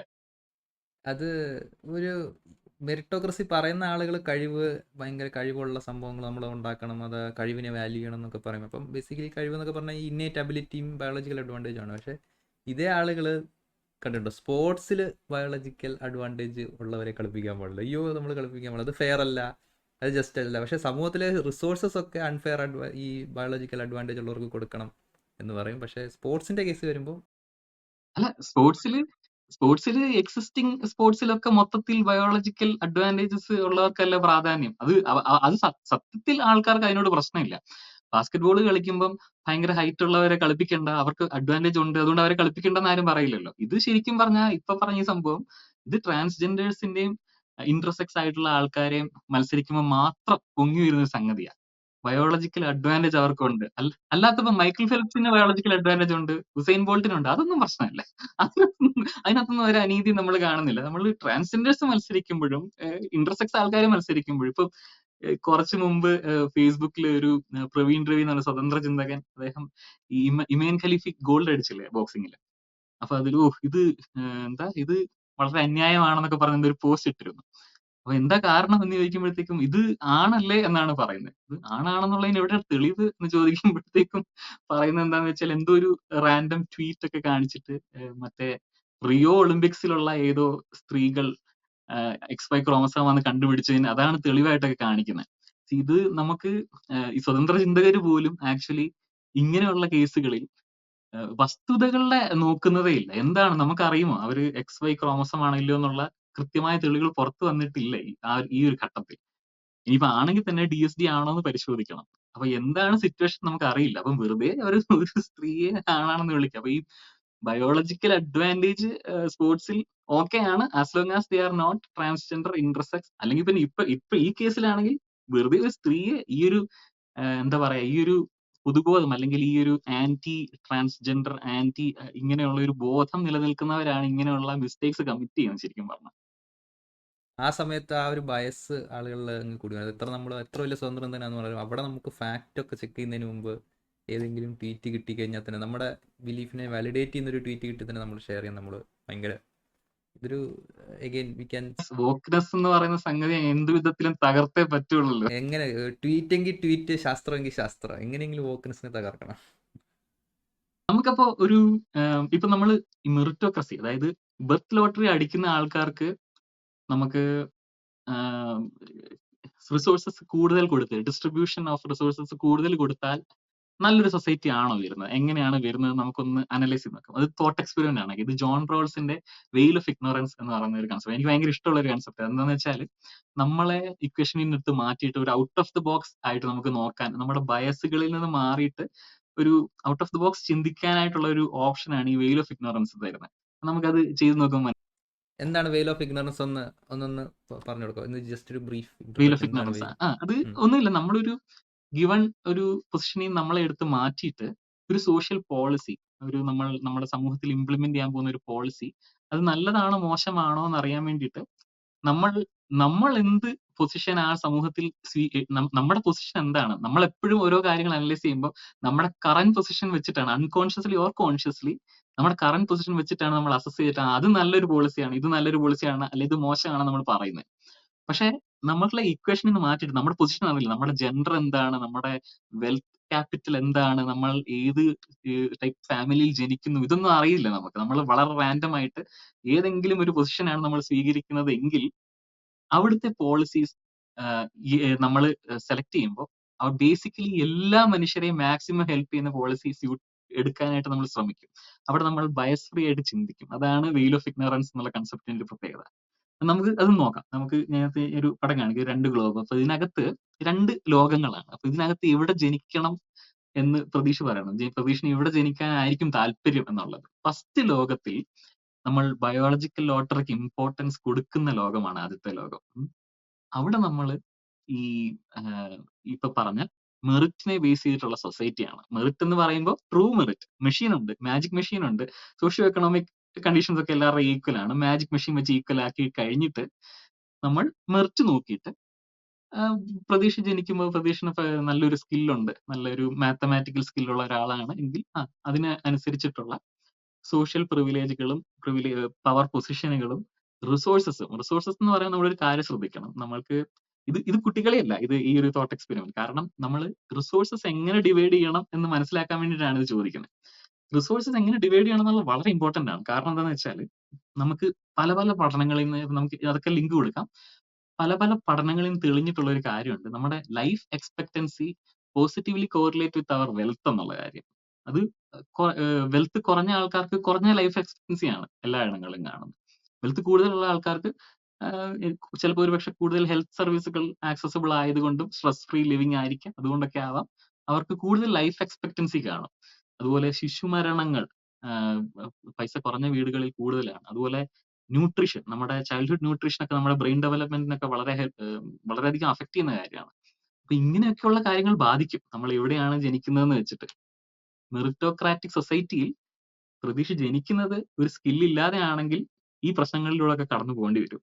പക്ഷെ ഒരു സ്കില്ലോട് ഒരു ലോട്ടറി അടിച്ച ഒരു ബയോളജിക്കൽ സ്കിൽ പ്രതീക്ഷ ഉണ്ടെങ്കിൽ അത് എഫേർട്ടും കൂടി ഇട്ട് കഴിഞ്ഞാൽ പ്രതീക്ഷന് അവിടെ വിജയിക്കാം. പ്രതീക്ഷന് മെറിറ്റിൽ മുമ്പിൽ വന്നിട്ട് പ്രതീക്ഷന് റിസോഴ്സസ് കൂടുതൽ കിട്ടും, കംഫർട്ടബിൾ ലിവിങ് ആയിരിക്കും. അതാണ് നമ്മുടെ ആദ്യത്തെ ലോകം. നമ്മുടെ രണ്ടാമത്തെ ലോകം എന്ന് പറഞ്ഞാൽ അവിടെ നമ്മൾ മെറിറ്റ് ബേസ് ചെയ്തിട്ട് തന്നെ ട്രൂ മെറിറ്റ് നോക്കി ആൾക്കാരെ ഹയർ ചെയ്യുന്നു. പക്ഷെ ഡിവിഷൻ ഓഫ് റിസോഴ്സസ് കൊടുക്കുമ്പോൾ അവിടെ കൊടുക്കുന്ന എല്ലാവർക്കും ഈക്വൽ ആയിട്ടാണ്. അഡ്വാൻറ്റേജ് ആർക്കും ഇല്ല. എല്ലാവർക്കും റിസോഴ്സസ് ഈക്വൽ ആയിട്ടാണ് കൊടുക്കുന്നത്. അത് കഴിവുള്ളവനും കഴിവില്ലാത്തവനും ഒക്കെ ഈക്വൽ റിസോഴ്സസ് ആണ് കൊടുക്കുന്നത്. പ്രതീക്ഷ ലോജിക്കലി തിങ്ക് ചെയ്യുന്ന ഒരാളാണെങ്കിൽ ഇതിൽ എവിടെ ജനിക്കാനായിരിക്കും താല്പര്യപ്പെടുക പ്രതീക്ഷ? ഓഫ് കോഴ്സ് എൻ്റെ ബയോളജിക്കൽ കാര്യങ്ങൾ കാരണം ഞാൻ ജനിക്കുന്നത് ഒരു ലോട്ടറി ആയിട്ടാണ്. എൻ്റെ ബയോളജിക്കൽ ഫീച്ചേഴ്സ് ഒരു ലോട്ടറിയാണ്. അപ്പോൾ ആ ലോട്ടറിയുടെ ബേസിസിൽ എനിക്ക് അവസരങ്ങൾ നഷ്ടപ്പെടുന്നു എന്നൊരു ലോകം ഒരിക്കലും പ്രിഫറബിൾ അല്ല. അത് ബുദ്ധിയുള്ള അന്തമുള്ള ഒരു മനുഷ്യനും എടുക്കില്ല. ഇപ്പം ഞാൻ ജനിച്ച സ്ഥലത്ത് ഇപ്പം ഞാൻ കണ്ണ് കാണാതാണ് ജനിച്ചതെന്ന് വെച്ചാൽ, അപ്പോൾ ആ ലോകത്ത് കണ്ണ് കാണുന്നവർക്ക് മാത്രമേ പ്രിഫറൻസ് ഉള്ളൂ. എൻ്റെ കയ്യിലുള്ള സംഭവമല്ല, ഞാൻ ചൂസ് ചെയ്തല്ല കണ്ണ് കാണാൻ പറ്റാതെ ജീവിക്കണം. അപ്പോൾ ആ സമൂഹം മുഴുവൻ കണ്ണ് കാണുന്നവർക്ക് വേണ്ടി മാത്രം റിസോഴ്സസ് കൊടുക്കുന്നു. അങ്ങനെയൊക്കെ ആവാൻ സാധ്യതയുണ്ട്. അപ്പോൾ ഒരിക്കലും ഇങ്ങനെയുള്ള ബയോളജിക്കൽ സംഭവത്തിൻ്റെ പേരിൽ, നമ്മുടെ കൺട്രോൾ ബയോളജിക്കൽ കാര്യങ്ങളുടെ പേരിൽ റിസോഴ്സസും അൺഫെയർ ആയിട്ട് ഓരോ ആളുകൾക്ക് കൊടുക്കുന്ന സമൂഹത്തിൽ ജനിക്കാൻ ബുദ്ധിയുള്ള ഒരു മനുഷ്യനും തീരുമാനിക്കില്ല. അതുകൊണ്ടാണ് ഇത്തരം സംഭവങ്ങളെ എതിർക്കുന്നത്. ലോജിക്ക് ഉള്ളതുകൊണ്ടാണ്. വെറുതെ എന്തോ ചിലരൊക്കെ പറയും ഈ വോക്കുകൾ ഇമോഷൻ വെച്ചിട്ടാണ് പോകുന്നത്, അങ്ങനെയൊന്നുമല്ല. ഇത് ഈ റോൾസ് തിയറിയും വെയിൽ ഓഫ് ഇഗ്നറൻസും ഒക്കെ വളരെ സീരിയസ്ലി ചർച്ച ചെയ്യപ്പെട്ടിട്ടാണ് അക്കാഡമിക്കലി ഇത്തരം സംഭവങ്ങൾ നമ്മൾ പോകണമെന്ന് ലോജിക്ക് ഉള്ളത് കൊണ്ടാണ്. അതിനെയാണ് ഇവർ പല ആളുകൾ വായിച്ചിട്ട് വോക്കുകൾ അക്കാഡമിയിലുണ്ടെന്ന്. അത് വോക്കുകൾ അക്കാഡമിയിലുള്ളതുകൊണ്ടല്ല, അക്കാഡമിയിൽ പോയി കാര്യങ്ങൾ പഠിക്കുമ്പോൾ നിങ്ങൾക്ക് മനസ്സിലാവും. വോക്കുകൾ അക്കാഡമിയിൽ ഉണ്ടെന്ന് പറയുന്നത് അക്കാഡമിക്സ് നമുക്ക് ഇഷ്ടമില്ലാത്ത കാര്യങ്ങൾ പറയുമ്പോൾ അത് അതെ, വോക്കാണ്. ബുദ്ധിയുള്ള ആളുകൾക്ക് നമ്മുടെ ഒപ്പീനിയൻ അല്ലല്ലോ എന്നൊരു ഒരു അസൂയാണ്. ഓക്കെ, ഇനി ഈ രണ്ടാമത്തെ ലോകം ഒരു മൂന്നാമത്തെ ഒരു ലോകം കൂടെ ഞാൻ ഓപ്ഷൻ തരികയാണ്. മൂന്നാമത്തെ ലോകത്തിൽ എങ്ങനെയാണ് നമ്മൾ റിസോഴ്സ് ഡിവൈഡ് ചെയ്യുന്നത് വെച്ചാൽ അത് നീഡ് ബേസ്ഡ് ജസ്റ്റിസ് ആണ് അവിടെ സംഭവിക്കുന്നത്. നീഡ് ബേസ്ഡ് ജസ്റ്റിസ് എന്ന് പറയുമ്പോൾ ഉദാഹരണം പറയുകയാണെങ്കിൽ ഇപ്പോൾ നമുക്ക് കുറച്ച് ആൾക്കാർ വിശന്ന് കഴിക്കാൻ വേണ്ടി വരുമ്പോൾ നമുക്ക് വേണമെങ്കിൽ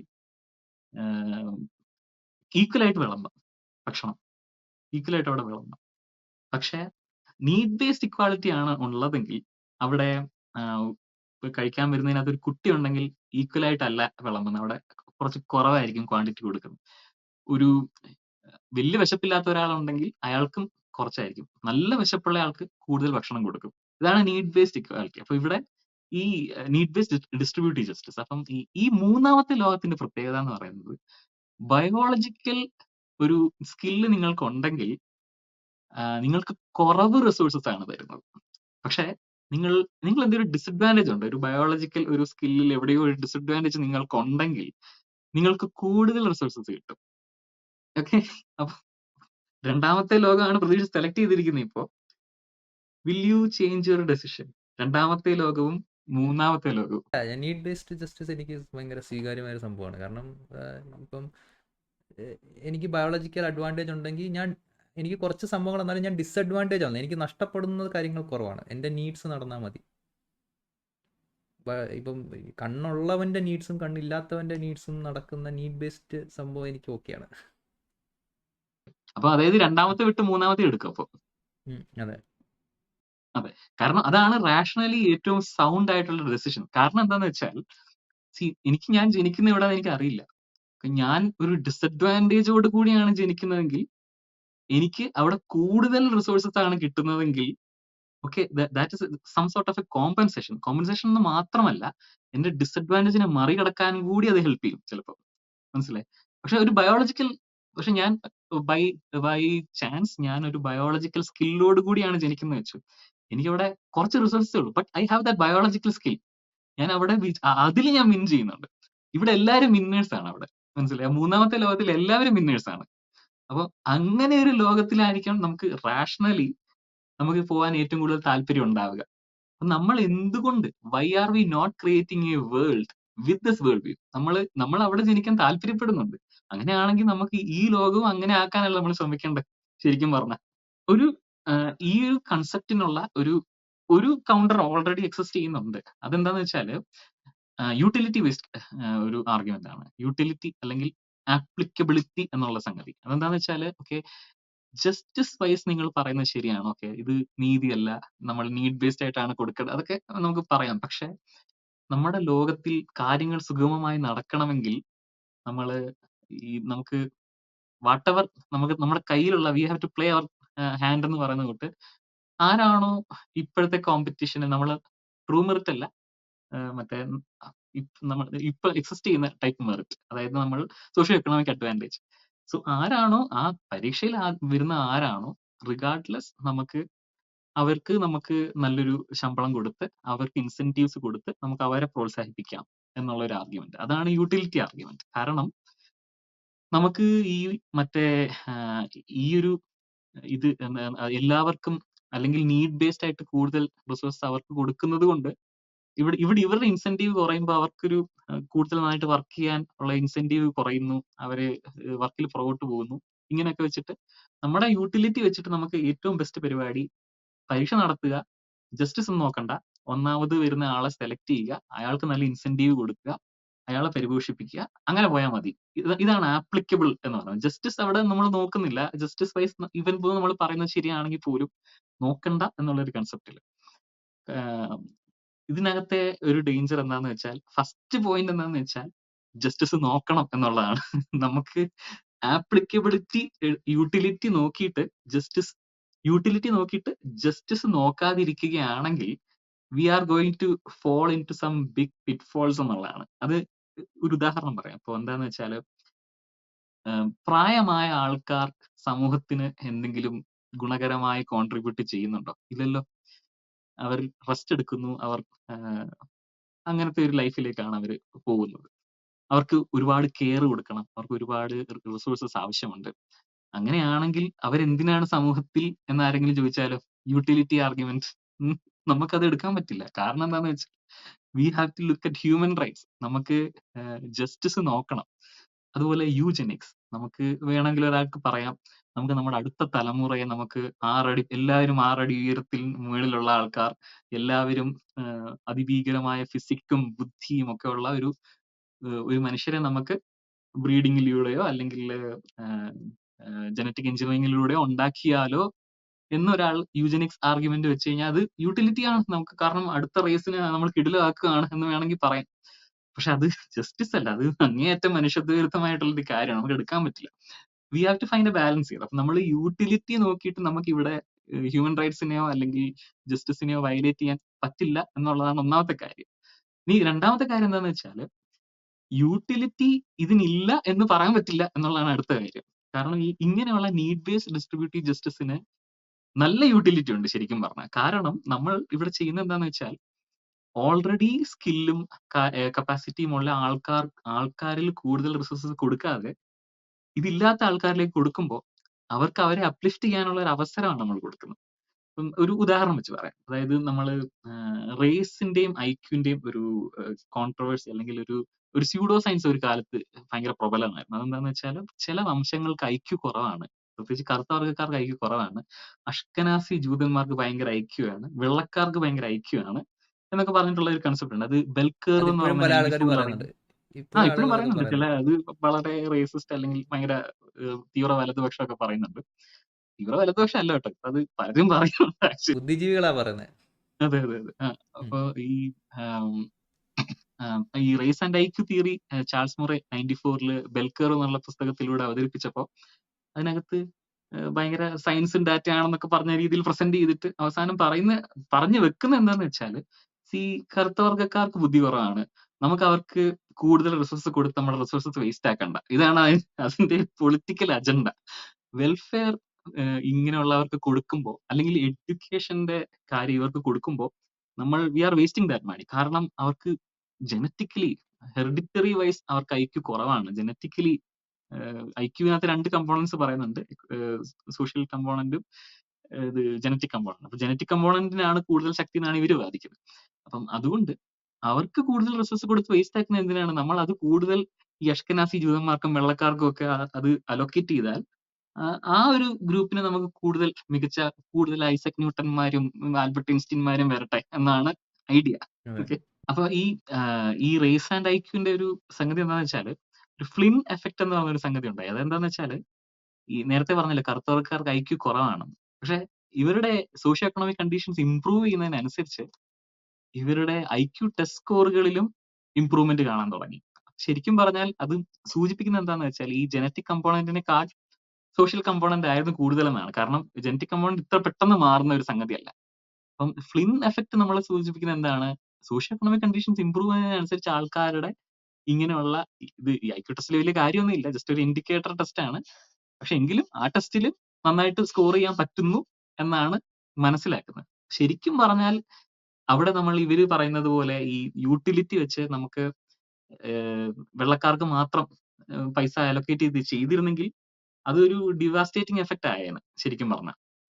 അപ്പൊ നമ്മൾ എന്താണ് ചെയ്യേണ്ടത്? നമ്മളിങ്ങനെ ഈ നമുക്ക് എന്തെങ്കിലും ആൾക്കാർക്ക് ഈ പറയുന്നത് പോലെ ഈ മെറിറ്റ് അല്ലെങ്കിൽ ഈ ബയോളജിക്കൽ എന്തെങ്കിലും ഒരു ട്രേറ്റ് കുറവുണ്ടെങ്കിൽ അവർക്ക് കൂടുതൽ റിസോഴ്സസ് കൊടുക്കുകയാണ് നമ്മൾ ചെയ്യേണ്ടത് ശരിക്കും പറഞ്ഞാൽ. അത് യൂട്ടിലിറ്റേറിയൻ ആർഗ്യുമെന്റ് തന്നെയാണ് അത്.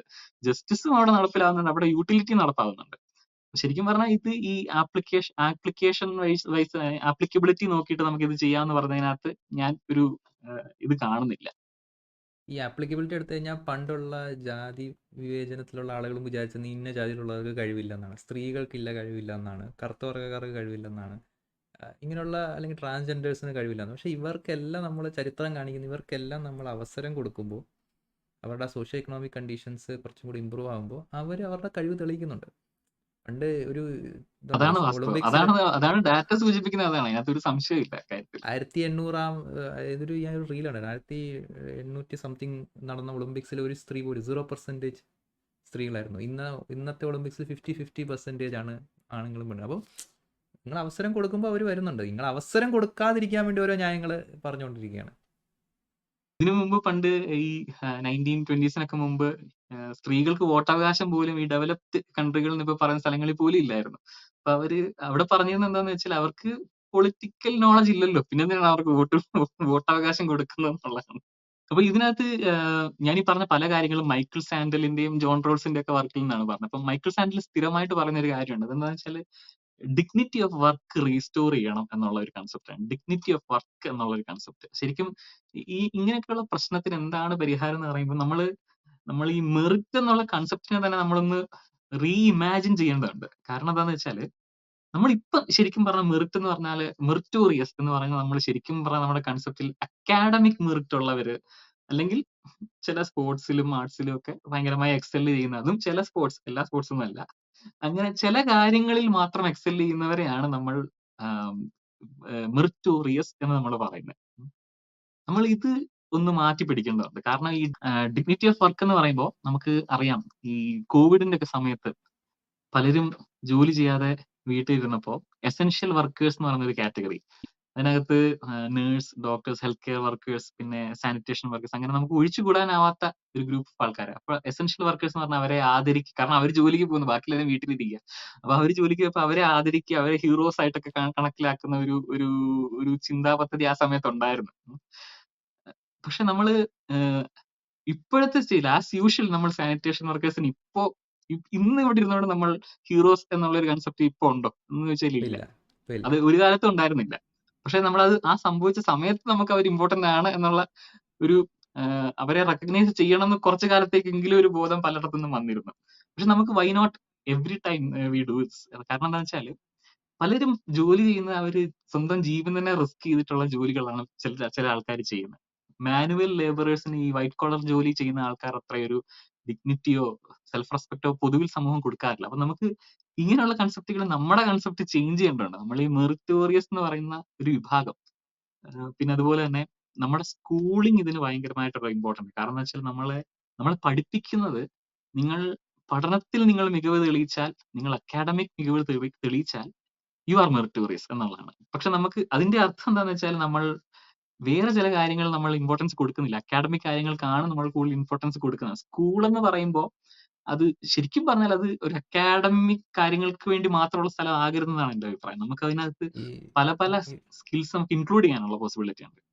ഈ റിസർവേഷൻ കാരണം എനിക്ക് കോളേജ് കിട്ടിയില്ല എന്ന് വിഷമിക്കുന്ന ഒരാൾ മെറിറ്റോറിയസും, ഈ എന്താ പറയുന്നത്, മാനുവൽ സ്കാവഞ്ചിങ്ങിന് വേണ്ടി ഈ ഇവരുടെ ബയോളജിക്കൽ വേസ്റ്റുകൾ കാരണം പൈപ്പുകൾ ക്ലോഗ് ചെയ്യുമ്പോൾ അതിൽ ഇറങ്ങി അത് വൃത്തിയാക്കുന്ന മനുഷ്യൻ നോൺ മെറിറ്റോറിയസുമാണ് നമ്മുടെ സമൂഹത്തിൽ.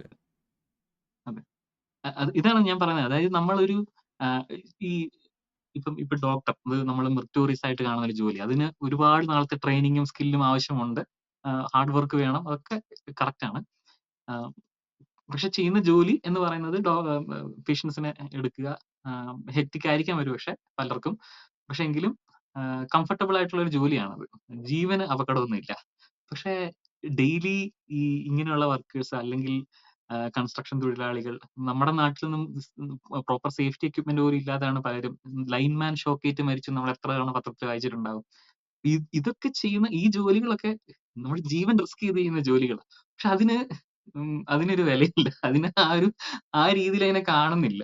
ശരിക്കും ഈ പഠിക്കുന്നത് അല്ലെങ്കിൽ നിങ്ങൾ കുറെ നാൾ ട്രെയിൻ ചെയ്തതിന് കൂടുതൽ മാർക്കും ഇങ്ങനെ ജീവൻ റിസ്ക് ചെയ്ത് ചെയ്യുന്നതിന് കുറവ് മാർക്കാണ് കൊടുക്കുന്നത് നമ്മൾ. അങ്ങനെ പല കാര്യത്തിലും നമുക്കിത് കാണാൻ പറ്റും. അപ്പൊ ഡിഗ്നിറ്റി ഓഫ് വർക്ക് അല്ലെങ്കിൽ നമ്മുടെ എഡ്യൂക്കേഷൻ സിസ്റ്റത്തിൽ നമുക്ക് ചേഞ്ചസ് ഒരുപാട് കൊണ്ടുവരാം.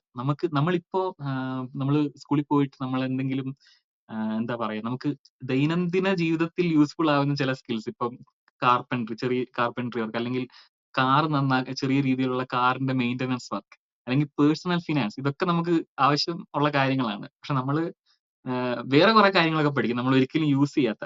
പഠിക്കണം, പക്ഷെ അക്കാഡമിക്സിലേക്ക് പോകാൻ താല്പര്യമുള്ളവർക്ക് കൂടുതൽ ഇതിന്റെ ഹയർ നോളജ് കൊടുക്കുക. അല്ലാത്തവർക്ക് നമുക്ക് വേറെ വഴിതിരിച്ച് വേറെ ചില സ്കിൽസിലേക്കും കൂടെ വിടാൻ ചെറുപ്പത്തിലേ നമുക്ക് സാധിക്കേണ്ട ഒരു ഇതുണ്ട്.